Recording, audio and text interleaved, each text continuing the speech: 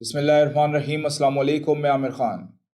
خان صاحب ہر عدالت میں پیش ہوئے اور ہوں گے بھی۔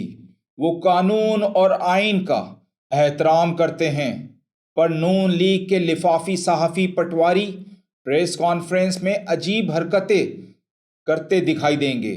پی ٹی آئی کے سینئر قیادت سے الٹے سوالات کرتے دکھائی دیتے نظر آئیں گے اور بحث و مباحثہ کرتے بالکل مریم نواز کی طرح حالات حاضرہ سے بالکل بے خبر۔ لفافی صحافی پٹواری دوران پریس کانفرنس شاہ محمود قریشی کے ساتھ الجھ پڑے۔ آئیں دیکھتے ہیں ویڈیو میں۔ غلط بات کر رہے ہیں۔ آپ کو جواب دیجیے گا۔ دیکھیں یہ سوال کریں یا کامنٹری کریں۔ اگر کامنٹری ہے کہ کوئی بھی پارٹی ہو، جب وہ حکومت میں ہوتی ہے، جب وہ اقتدار میں ہوتی ہے، اس کا رویہ کچھ ہوتا ہے، اپوزیشن میں کچھ ہوتا ہے۔ آئین کو تو ہم نے جو دیکھا ہے کہ آئین کو تو کتاب کی حیثیت سے دیکھتے ہیں، ہاتھ جواب باتیں تو ہوتی ہیں لیکن عمل درآمد نہیں ہوتا۔ آپ کا اگر اقتدار دیکھا جائے تو اس میں بھی آئین کی بہت ساری ایسی پامالیاں۔ ایک بتائیں مثلا نیب کو جیسے غلط بات کر رہے ہیں۔ سوال لے لیں، آپ جواب دیجیے گا۔ دیکھیں یہ سوال کریں یا کامنٹری کریں۔ اگر کامنٹری کریں گے تو میں جواب سوال ہے پھر آپ جو کمنٹ کریں گے ہمیں، آپ نو کمنٹ کریں گے تو بات ہے۔ سوال یہ ہے کہ ہم یہ دیکھتے ہیں کہ اب اگر جو آپ آئین کی بات کر رہے ہیں، عدلیہ کے احترام کی بات کر رہے ہیں، تو خان صاحب کے اس وقت کتنے کیسز ہیں جو ہائی کورٹ اور سیشن کورٹ میں ان کو بلایا جاتا ہے لیکن آپ پیش نہیں ہوئے، آپ مان پان بیٹھے، کیا کہیے سر؟ اس کا مطلب ہے کہ آپ بالکل میرے بھائی بے خبر ہیں اور لگتا ہے کہ حالات حاضرہ سے لا تعلق ہے۔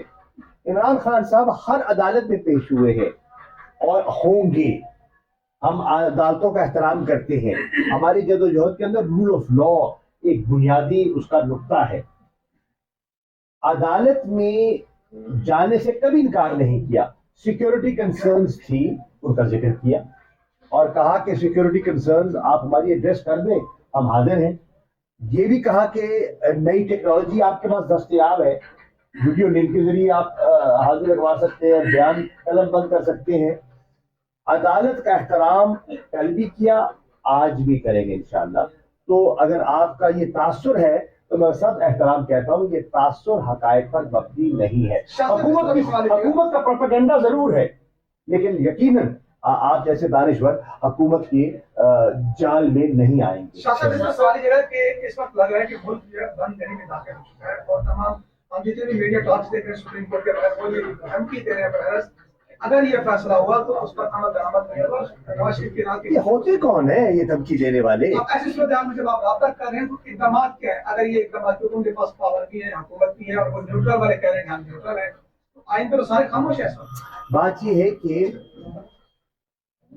آئین کے سب تابع ہیں، جتنے ادارے ہیں آئین کے تابع ہیں۔ ان نے رہنمائی کس سے لینی ہے؟